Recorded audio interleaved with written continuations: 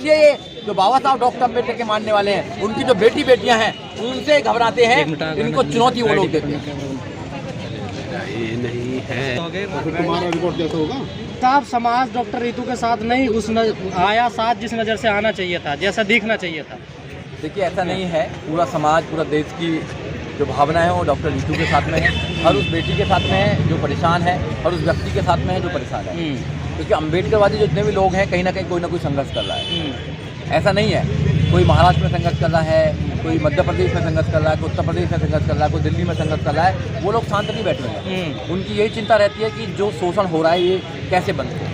मगर शोषणकारी जो ताकत है वो बहुत नहीं, जब रितु पे आफत थी तो दिल्ली के बहुजन या अम्बेडकरवादी नजर नहीं आए यहाँ से। अगर अम्बेडकरवादी सारे जागरूक होते तो ये बात ही कहाँ तो होती। अगर सारे लोग जागरूक हो जाते तो 14.6% से वोट 1% नहीं आती उत्तर प्रदेश दिल्ली के अंदर। हम कभी दिल्ली के अंदर 14.6% वोट पे थे, 2 हमारे विधायक थे, 5 विधायक हमारे सेकंड पे थे, 17 हमारे निगम पार्षद थे।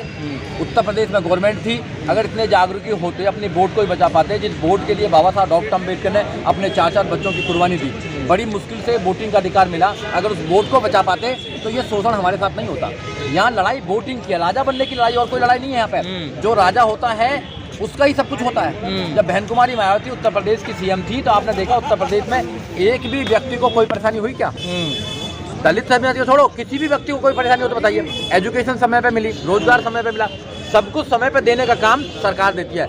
मगर जो आज की मौजूदा सरकार है वो दलितों के खिलाफ है, महिलाओं के खिलाफ है, ओबीसी के खिलाफ है, यहाँ तक कि देश के जो संविधानवादी है उनके खिलाफ है। तो इन लोगों से उम्मीद ही क्या करनी है? उनसे कोई उम्मीद नहीं है, ऐसे लोगों से कोई उम्मीद नहीं है। हमें अपनी पावर बनानी पड़ेगी, अपने घर को मजबूत करना पड़ेगा।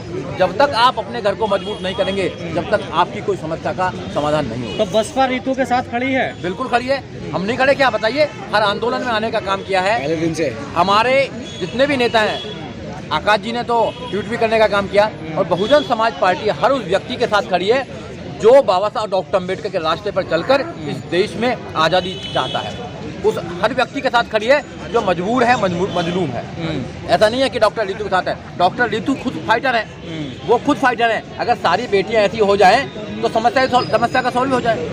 हमारी सारी बेटियां ऐसी नहीं है ना, सारी बेटियों को ऐसा बनाना है। पर कुछ जो समाज के लोग ये कह रहे हैं कि राजनीति कर रही है रितु, उनके लिए क्या कहना है आपके लिए? देखिए, जो लोग तो बहुत कुछ कहते रहते हैं, ज्यादा लोगों की बात नहीं सुननी चाहिए। जो अपने अधिकार के लिए नहीं लड़ेगा, बाबा साहब डॉक्टर अम्बेडकर ने संविधान के माध्यम हमको राइट देने का काम किया, हमें उनको बचाना है। और जो व्यक्ति अपने अधिकारों के मतलब अधिकारों को सेव नहीं कर पाता है वो फिर कैसे व्यक्ति है? अपने अधिकारों के लिए लड़ना, बाखूबी लड़ना है, ये इंसान के अंदर होना चाहिए। संविधान हमारे पास में, अधिकार हमारे पास में, लड़ने की जो खूबी है वो हमारे पास आनी चाहिए। अगर हम बाबा साहब डॉक्टर अम्बेडकर को अपना आदर्श मानते हैं, माननीय काशीराम साहब को अपना आदर्श मानते हैं, बहन कुमारी मायावती को अपना आदर्श मानते हैं, तो हमारे अंदर लड़ाकूपन होना चाहिए, अपने अधिकारों के प्रति जागरूक होना चाहिए। और हम समाज को जागरूक कर रहे हैं, नौजवानों को जागरूक कर रहे हैं, महिलाओं को जागरूक कर रहे हैं, बहन बेटियों को जागरूक कर रहे हैं कि आपको बहन कुमारी मायावती जैसा बनना है, आपको माननीय काशीराम साहब जैसा बनना है, आपको फाइटर बनना है, आपको मरना नहीं है, आपको लड़ना है। लड़ना है आपको। तो हम मानते हैं रितु फाइटर हैं, शेरनी है। बिल्कुल शेरनी है। ऐसी हमारी सारी बेटियां होनी चाहिए, सारी बहनें हमारी ऐसी होनी चाहिए।